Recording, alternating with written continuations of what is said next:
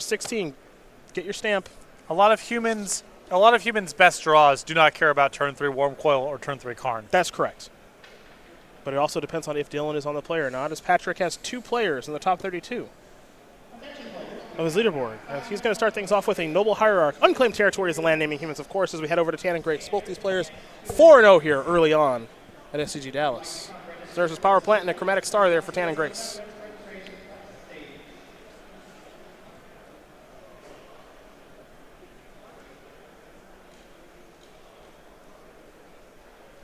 For Dylan, he's already thinking, what's the best way to go about doing things here? Now, if he has the Meddling Mage in a spot like this, I love naming Sylvan Scrying. He's going to play Mare of Averbrook and get in here for 2. Attacking creature gets exalted.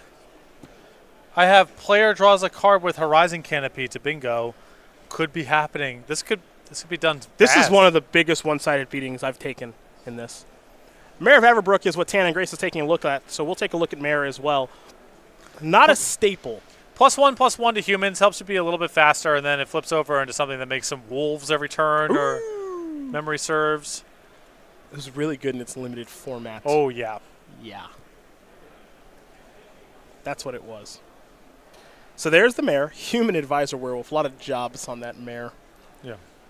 2 mana, 1/1. Other human creatures you control get +1/+1 at the beginning of your upkeep. If no spells or cast last turn, it transforms. And we'll get to the transformation half if it transforms. But for now, you got Grace playing a Sylvan Scrying, getting himself a Urza's Tower. And now let's see where Dylan Hand wants to go. Dylan is going to play a Kitesail Freebooter. Must have drawn that for the turn. We'll see. I got a hand here. It's a Stirrings. Karn, Worm Coil, and stuff. That's right. Stirrings, 2 maps, Star, Tawa, Karn, Worm Coil. That's the grip for Mr. Tannon Grace. So we'll have Tron on 3 and either Worm Coil or Karn. His choice. Well, I guess you can take the Karn and then maybe try to lock out the Worm Coil, but that's not your favorite way to go about doing things here in this matchup. But a lot of good follow-up plays do answer the Worm Coil engine. If you had Meddling Mage right now, you have a Reflector Mage. Depends on what Dylan's got in his hand. Don't have a great look at it. He's going to take Karn Howl. So no carnage will ensue just yet. Howlpack Alpha might be showing up to the party here soon enough. That pumps werewolves and wolves. Doesn't pump humans.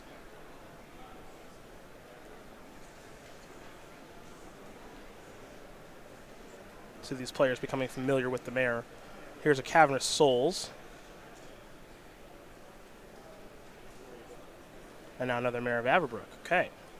No attack with the Freebooter, but there will be attack with the actual Mare. So this may attack for, it looks like, 1. Let's make it 2. Let's make it 3 with Exalted. Yeah. Okay. So now the question, at least at this stage, is can Dylan beat a Worm Coil engine? Or is his power plant the draw?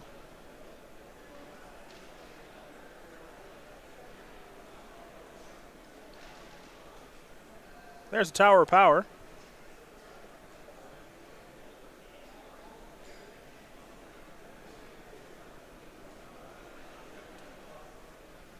Seven mana. It could be Worm Coil plus a little widget there in Chromatic Star. Pass the turn back as we're going to head back over to Dylan Hand.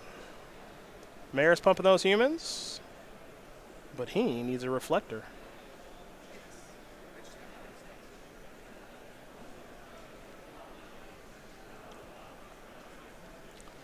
Although he's not necessarily just straight out of it. No. If he doesn't have Reflector Mage here. There's game to be played, and I think Dylan does have a copy of Thalia's Lieutenant here. He's actually got another Freebooter. That's timely because he gets to steal this Stirrings. Yeah, that's an easy take, and that means Tannon will get to take a look at 2 cards next turn, 1 from the draw step, 1 from the star, and then you got to hope that he kind of misses. So now here comes Lieutenant, going to pump up all these creatures, except for the Lieutenant itself. And now a land is that's a Horizon Canopy. That's good for you there, friend. Why would he ever crack? There's no need to crack that. Why would he crack it? Next turn could be different. Yeah. A little attack there for, let's call it 1, 2, 3, 4, 5 in the air. Grace is going to fall down to 10. And if Grace attacks with Worm Coil Engine, Dylan is happy. Yeah, he's hitting for so much on the way back. And the defensive Worm Coil just gives Hand a lot of draw steps to invalidate it. So Grace needs to find help here. He gets a little bit of breathing room with the Worm Coil engine, but he needs to find something like O-Stone or Ugin fast. Those are the big hits. Relic of Progenitus, not the hit that he was looking for. That was what he drew off of the Chromatic Star. The draw step for the turn was a Forest. So Relic will be the play.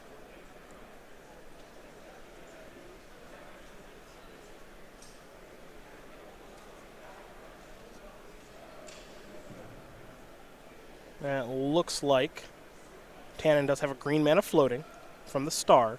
Use the colorless mana that was floating from the Urza's Mine to play the Relic.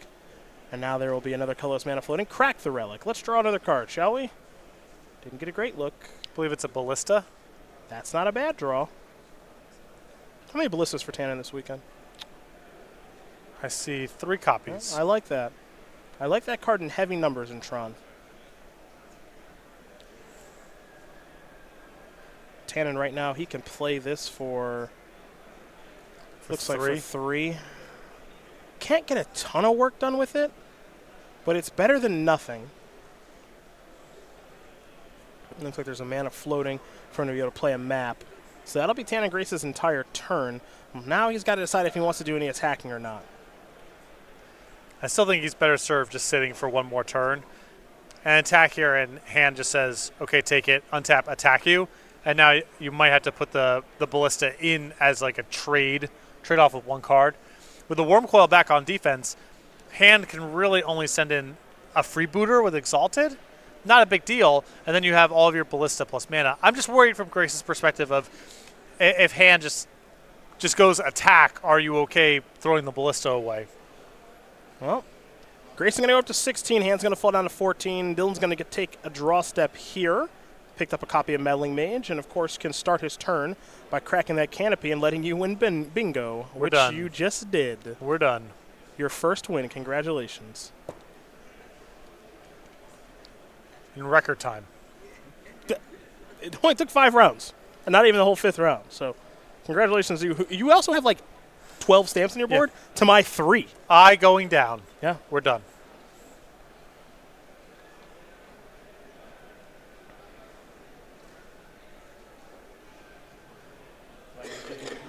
Now Dylan's trying to figure out the best attack to make here at this stage of things. To work himself through a Ballista on 3, because what's important here if you're Dylan is you want to get this Ballista off the battlefield. Because that's a mana dump for Tannon in case he continues to miss. Playing a Meddling Mage here pre-combat, reason for that is to trigger the Thalia's Lieutenant and put a counter on it. I have to imagine that sending everything is pretty close to right. So his safe block is on the Hierarch. No, even the Hierarch is a 3/4. Yeah, because of the Mares. The Mares, yeah. Yeah, you can send everything here. This is my concern with Tannon's attack with the Worm Coil last turn, of it just being, if you hang back and you get a turn where you get to untap with all of your mana and the Ballista, Hand's in a lot of trouble. This might put you in a spot where your Ballista just trades off with one thing, and then you still need to draw really well the next turn to be able to beat the board. Looks like Lieutenant's going to get a counter here. I understand Tannon's thought process of I need to get some life out of this Worm Coil engine, and I might just be dead to Reflector Mage, but you're dead to Reflector Mage either way. Right. And you're probably dead to Mana Strider either way. And I think, Dylan's going to make what's a pretty obvious attack here, which is everybody coming in. And we will find out exactly what... I see. Oblivion Stone. Yeah, I see it as naming Oblivion Stone there with the... And this attack is lethal. Keep in mind the Mayors amount to themselves on 1, 2, 3, 4, 5, 6 attackers. So the Mayors are just 12 on top of all the stats. So Tannon has to block. And everything's too big for the Ballista. So the best thing that he can do here, I suppose, is... You get to... He gets to kill a Mare. Fire down a Mare. So this is going to be a hit for 1, 2, 3. Yeah, well, they'll let them count it. It doesn't appear to be lethal. So it's an extra 4, 5, 6, 7, 8, 9, 10. I count 11. I count 11 as well. So Grayskull's down to 5? Yep. Okay. Well, Tann's still in it. It takes one Ugin to end the game. Now, naming Oblivion Stone I like because there are more Oblivion Stones than Ugins in this deck. And right now, as I take a look, Tannon has... He's got 2 Ugins in his deck. I think Tannon's trying to think, do I crack this in upkeep and get the number of lands lower out of my deck? Yep. Which I think the answer is yes. And increase the chances that I draw a card that matters. He drew a tower. So now his hand's a dead end, and he can't do anything with it. Yep. He can't attack because he goes up to 11 and more than dies on the way back. And honestly, so his best block next turn is on the Lieutenant, most likely. Yeah, that's just not enough. We're all done. Dylan Hand going to win game number 1 here over Tannon Grace. Humans very quickly up a game here over Mono Green Tron.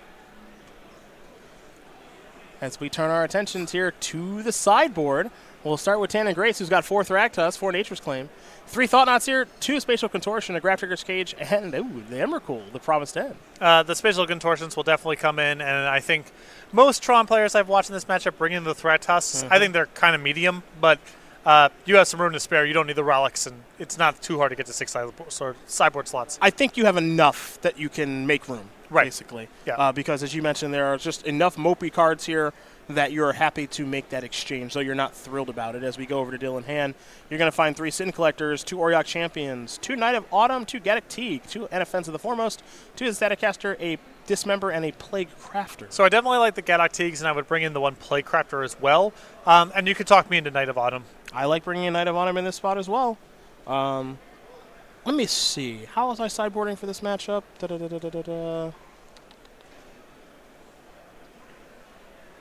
I didn't love Reflectors. I don't love... Well, my Mares were 3-mana Thalias, which were awesome. I can't remember what I was doing. I haven't done this for a couple weeks. It's bad. Yeah, well, Thalia Guardian Framement's not that great on the... it's not that great on the draw. It's pretty good on the play. Like, you need all your melee mages. You need your freebooters. You need all of your pressure. So, we'll see. But it's going to be 2 for... There's 5 options there, I think. That's it. Yeah. So yeah, I think that game really hinged on that Worm Coil attack.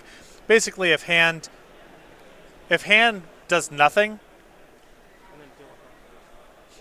and you're back with your Worm Coil engine, there isn't a whole lot for Hand to do.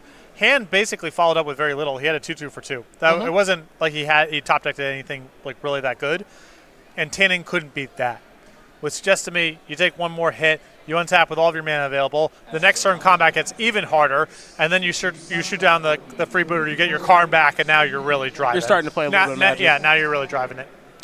Well, as these players get ready here for game number 2, we are going to talk about the StarCityGames.com weekly sale, where you, yes you, can save up to 50%. Select full art lands. Yeah, and over at go.starcitygames.com/weekly sale, you can find the lands that are on sale, and make sure to be coming back to the website once a week. There's a new sale with new categories every single week. Goes live Monday, 11 a.m. East Coast time. Well, those are your that's your sale options. We learn a little bit more about Dylan Hand here very quickly. Number 9 on our SCG Tour leaderboard, really making a name for himself this year, mostly with his ability to play humans quite well. 25-year-old from Southampton, Massachusetts, with 5 open top 8s. I think they might all be with humans. Most recent one, if memory serves, was in Syracuse with humans. Recently graduated college with a degree in informatics from UMass Amherst, starting a job as a data analyst in July, which I assume it was July a few months ago and not next July, otherwise that's a long time to wait to start. Loves to collect music on Spotify and has multiple playlists with more than 500 songs each. That's a lot of songs. And loves long distance running and wants to train for a marathon. That one's a lie. No one loves long distance running. No one does. Two truths and a lie with Dylan Hand. Number 9 on our SCG Tour leaderboard. Loves running. That's not true. You run because it's good for you. It's not fun. It's not fun. It's not fun. No one thinks that's fun. You know what's awesome? Being out of breath. Wrong. Right. Wrong. It's horrible. I briefly last year started to enjoy running, and then I realized that's not true. Yeah, it's terrible. That's not true. Do my cardio other ways. Bike to work now. I like that. I like that. I now bike to work. That. Biking is fun. I like doing circuits at the gym, which is a lot of exercises in a row. That makes me tired. That's sort of fun. I do like biking, actually. Like, I kind of like the stationary bike at the gym, but I don't have, like, a reason to bike to work. Like, how far does work for you? Like, a couple miles? It's 2.5 miles each way. Okay. So 5 miles total. Well, that's not bad. My round That's not trip. bad. I like that. Like I said, it's very hipster Denver of you. Yeah, it's very it's a scenic ride. Well, it's a beautiful city. Bike through Cheeseman Park, and it's a good way to. Like Cheeseman? Yes. Like Cheese Man? Like a Mega Man villain? Yes. Okay, got it. Just want to make sure I got that right. Yep. Tannon Grace has the start. He's got the tower. He's got the power plant. Dylan also has the start. Champion of the parish. Oh, Dylan, you've been in the feature match. Get that guy out of here and get him out of here. Yeah. Dylan, you've been in the feature match plenty. You know better than that. Yeah. Go run a marathon. Yeah. Spatial contortion. Does he already have Tron? No. Huh. I guess it would take the spatial contortion. Right. Okay, that's fine. And then Tana's not underneath enough pressure to care. And Fine. he can map for a green piece if he really wants to gas the Thragtusk or just need to draw out of it. Ah, he drew the mine, huh? Skill game, huh?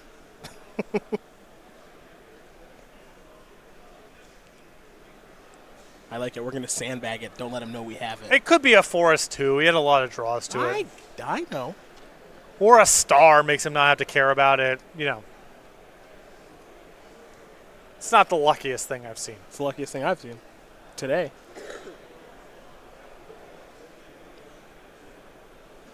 I like it. Tana's trying to figure out what land do I play so I can sandbag like I didn't draw Tron. Yeah, just play it. Just play it. So that if you draw something awesome like Ulamog next turn, you can do that. Also, Hand's deck is literally just creatures. There's not a thing he can do. It's like, oh, he drew it. My hand of all really good reactive cards. Now I'm going to play different. That's not a thing. Champion of the Parish and Matthias Lieutenant. Champion's a 3-3 now. Freebooters a 2-3. Get in there. Tannon's going to sack this. I think he's going to get a basic force so he can at least cast the Thragtusk. But he's got bigger plans than that, depending on what his draw step coughs up. Is there an Ulamog? Is there a Karn? A Wormcoil? An Ugin? Dylan rubs his hands together. So does Tannon. Because you know how bad this can be. Ah, the redraws. Picked up a copy of Chromatic Sphere.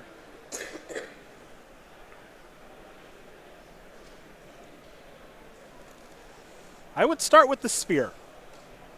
Yeah, just put a green in your pool. Yeah. Sphere, one floating, now you have a green. There we go. Now we draw. Whiffed. Sylvan Scrying.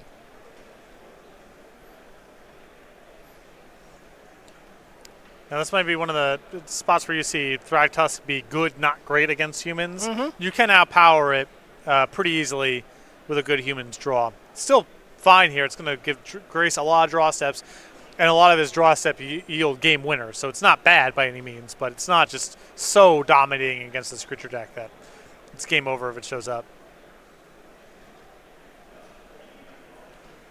Grace not sure if he wants to play Scrying or Thragtusk. I think you have to play Thrag in this situation. Yeah, he can't get to multiple green mana, so he's just got to cast it. Yeah, so you play Thrag, you have a mana floating, you can play a basic forest, you can cast Scrying, unless you maximize everything you can do for the turn.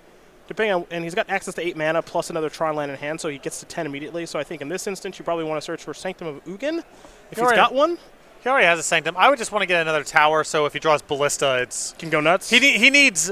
If he draws Ballista, he needs as much mana as he can get his hands onto, because Hand is going to be able to grow his creatures to such a size that, you know, a Ballista for 3 or 4 may not be good enough, like we saw in the first game. Sure.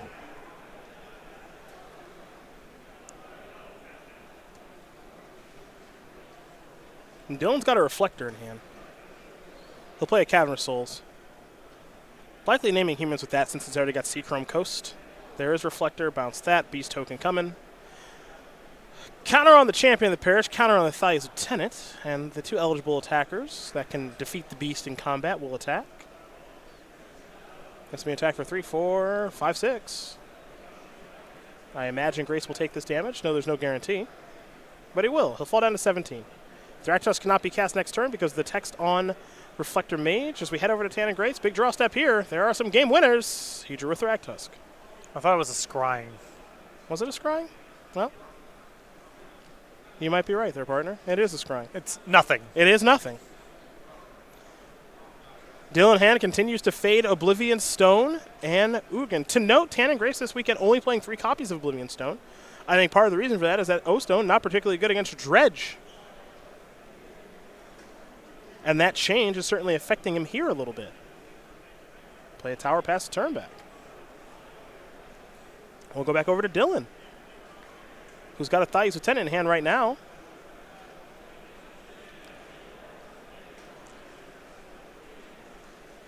We'll do a little bit of math, see what the best attacks could be.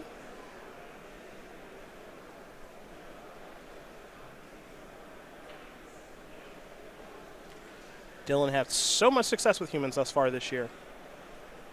Continues to stick with it and keeps honing and tuning the deck week in and week out. Wrote a great primer for the deck on Star City Games as well. If you missed that, recommend you do check it out. He's very much in tune with what's going on with this strategy. And his writing, his technical writing, It's good. was not bad. Yeah, it's good. Made my life easy. I do not enjoy most writers, and I got through his article just fine. Yeah, made my life easy when I was editing it. Got some good information. Enjoyed his prose. We call that win-win. Yeah, that was great. A great offering.